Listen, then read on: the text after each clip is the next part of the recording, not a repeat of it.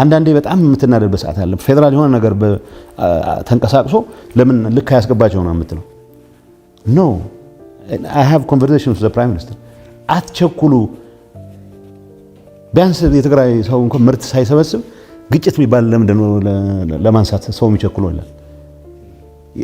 ሊትራሊ የሌለ ልሰጠው አልችልም።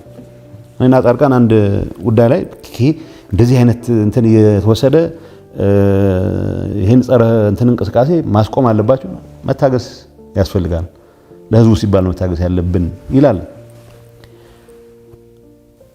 እኔ ሳይኮአናላይዝ ማድረግ አልፈልግም። ከልቡ ነው ከልቡ አይደለም፣ ከልቡ ነው እየነገረኝ ያለው ከልቡ።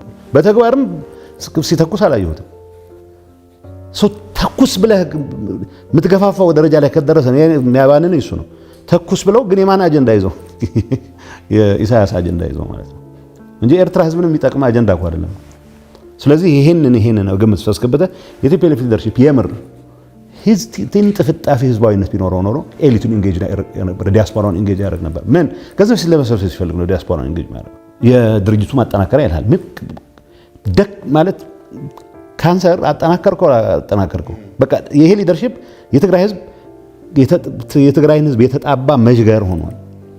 ሰው መዥገርን አፋፋኸው አላፋፋኸውም የሚጠቅመው ነገር የለም። መለወጥ ነው ያለበት።